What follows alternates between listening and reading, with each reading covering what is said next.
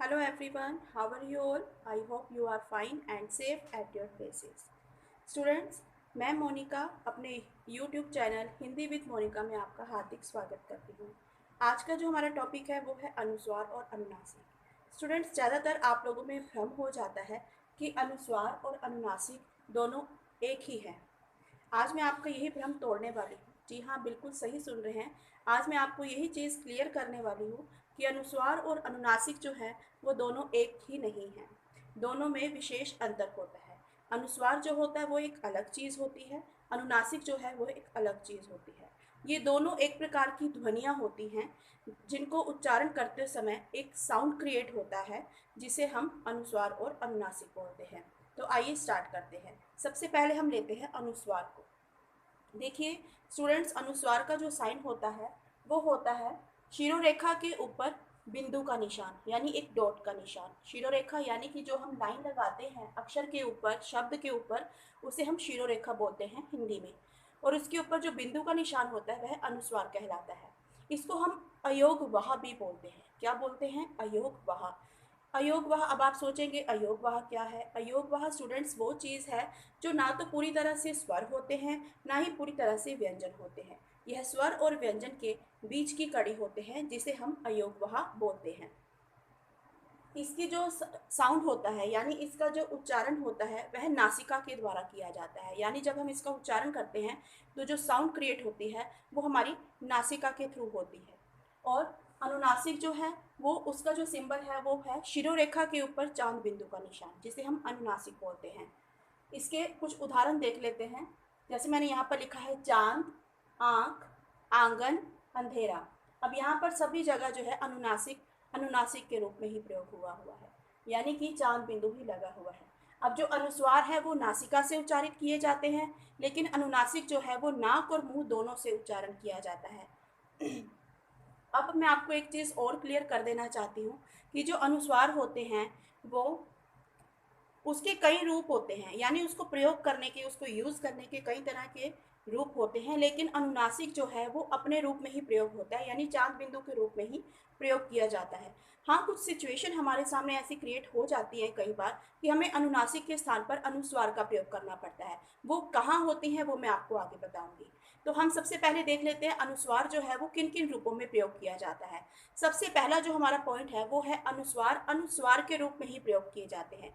यानी कि अनुस्वार का जो सिंबल है, जो मैंने आपको बताया शिरोरेखा के ऊपर बिंदु का निशान, वो अपने बिंदु के निशान में ही कहाँ कहाँ प्रयोग होता है वो देख लेते हैं। देखिए स्टूडेंट्स, मैंने यहाँ पर कुछ व्यंजन लिखे हुए हैं।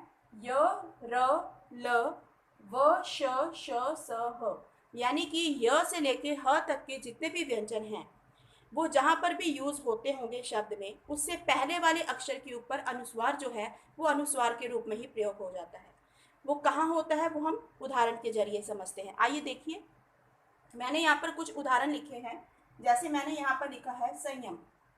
फर्स्ट है संयम। अब देखिए य यहाँ पर आया हुआ है, य से लेके यानी ह तक के जितने भी व्यंजन कहीं भी आते हैं उससे पहले वाले अक्षर के ऊपर जो है अनुस्वार वो बिंदु के रूप में प्रयोग हो जाएगा। जैसे यहाँ पर लिखा है संयम, अब य यहाँ पर आया, इसके पहले वाले अक्षर के ऊपर मैंने बिंदी लगाई हुई है। इसी तरह संलाप, ल यहाँ पर आया हुआ है, यह यहाँ पे भी है ल, तो इसके पहले वाले अक्षर के ऊपर हमने बिंदु का निशान लगा दिया। यानी कि ये जो है, ये जो ऐसे अक्षर हैं जहाँ पर य से लेके ह तक के व्यंजन आते हैं, वहाँ पे अनुस्वार जो है वो अपने वास्तविक रूप में ही प्रयोग किया जाता है। वास्तविक रूप यानी बिंदु के रूप में ही प्रयोग किया जाता है। ये था हमारा अनुस्वार का फर्स्ट रूप, यानी पहला रूप, जो किस तरह से प्रयोग होता है, अनुस्वार अनुस्वार के रूप में ही प्रयोग किया जाता है। उसके बाद हमारा सेकंड पॉइंट आता है नासिक्य व्यंजन के स्थान पर। नासिक्य व्यंजन के स्थान पर, नासिक्य व्यंजन जो नाक द्वारा बोले जाते हैं, और वो कौन से होते हैं वो आपने पढ़े हुए हैं, लेकिन मैं यहाँ पर आपको एक बार दोबारा रिपीट कर रही हूँ। यहाँ पर देखिए, मैंने यहाँ पर लिखा है अण, अय, ण, न और म। अब आप लोग जब व्यंजन करते हैं तो वहाँ पर वर्ग होते हैं, क वर्ग, च वर्ग, ट वर्ग, ट वर्ग। अब जैसे पहला वर्ग ले लेते हैं क वर्ग, उसमें कौन कौन से व्यंजन होते हैं? क, ख, ग, घ, अण। उसका लास्ट पंचम अक्षर, जो पांचवा अक्षर होता है, वो अण होता है, जो नासिक्य व्यंजन जैसे हम बोलते हैं। इसी तरह अइया जो है वो च वर्ग के लास्ट में आता है, ण जो है वो ट वर्ग के लास्ट में आता है, न जो है वो त वर्ग के लास्ट में आता है, और म जो है वो प वर्ग के लास्ट में आता है। जिसे हम पंचमाक्षर भी बोलते हैं। उसके बाद इसके कुछ उदाहरण देख लेते हैं कि जहाँ जहाँ ये प्रयोग किए जाते हैं वहाँ वहाँ जो है, वहाँ ये जो पंचमाक्षर जहाँ पर प्रयोग हो जाएंगे हम उसको हटाकर उसके पहले वाले अक्षर के ऊपर बिंदु लगा देंगे, यानी अनुस्वार का प्रयोग कर लेंगे। यहाँ पर मैंने कुछ उदाहरण लिखे हैं, देखिए मैंने यहाँ पर लिखा है अ, अण और क, यानी कि अब हम जब इसको लिखेंगे अच्छे से रूप में लिखेंगे, इसके सही रूप में लिखेंगे, तो ये अण जो है वो हट जाएगा और इसके पहले वाले अक्षर के ऊपर बिंदु आ जाएगा। तो यहाँ पर साउंड क्या उच्चारित होती है, अंक। इसी तरह कंठ, इसी तरह चंचल, चंचल ये देखिए चाहे आधा आया पंचमाक्षर लेकिन आया तो हुआ है, लेकिन ये भी पंचमाक्षर ही है, तो इसके पहले वाले अक्षर के ऊपर भी बिंदी आ जाएगी। इसी तरह दंत है वो दंत की तरह ही आएगा। उसके बाद हमारा तीसरा रूप आता है अनुनासिक के स्थान पर अनुस्वार का प्रयोग, जो मैंने आपको पहले बताया था कि कई बार ऐसी सिचुएशंस आ जाती हैं कि हमें अनुनासिक के स्थान पर अनुस्वार का प्रयोग करना पड़ जाता है, और वो कहाँ आती है वो देख लेते हैं। देखिए स्टूडेंट्स, मैंने यहाँ पर कुछ मात्राएं लिखी हुई हैं। मात्राएं जैसे ई, ए, ऐ, ओ और औ, यानी कि ये ऐसी मात्राएं हैं, ऐसे स्वर हैं जिनकी मात्राएं जो हैं वो शिरोरेखा के ऊपर आ जाती हैं। ऊपर यानी कि ये लाइन से ऊपर हैं, ये मात्राएं सारी जो हैं वो लाइन से ऊपर आ रही हैं। लेकिन यहाँ पर साउंड क्रिएट होता है कई बार वर्ड्स में कि अनुनासिक का यानी चांद बिंदु लगना चाहिए, लेकिन हम चाहकर भी इनके पीछे या इनके आगे चांद बिंदु नहीं लगा सकते। यानी ये वही सिचुएशन है जहाँ पर हम चाह कर भी अनुनासिक का प्रयोग नहीं कर सकते, यहाँ पर हमें अनुस्वार का प्रयोग करना पड़ता है। वो कौन से हैं देख लेते हैं। जैसे मैंने यहाँ पर लिखा है मैं, अब ये देख लीजिए एक ही मात्रा आ रही है, लेकिन उसके पीछे हम चांद बिंदु, साउंड अनुनासिक की है लेकिन हम चाह कर भी चांद बिंदु नहीं लगा सकते क्योंकि ये मात्राएं जो हैं ये यहाँ पर लगी हुई हैं।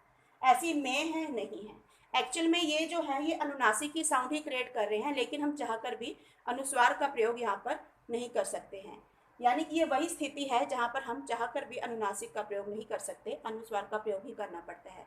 एक चीज़ और क्लियर कर देना चाहती हूँ, अनुस्वार के ठीक बाद कहीं कोई पंचमाक्षर हलंत के साथ लिखा हुआ आ जाता है, यानी पंचमाक्षर जो है वो हलंत के साथ कहीं लिखा हुआ आ जाता है और उसके बाद फिर से पंचमाक्षर यानी कि डबल पंचमाक्षर हो जाता है, तो वहाँ पर अनुस्वार के रूप में परिवर्तन नहीं करते हैं हम, यानी वो चीज़ वैसी की वैसी ही लिखते हैं, यानी वहाँ पर अनुस्वार का निषेध हो जाता है। वो कौन से है मैं आपको बता देती हूँ। जैसे मैंने यहाँ पर शब्द लिखा जन्म,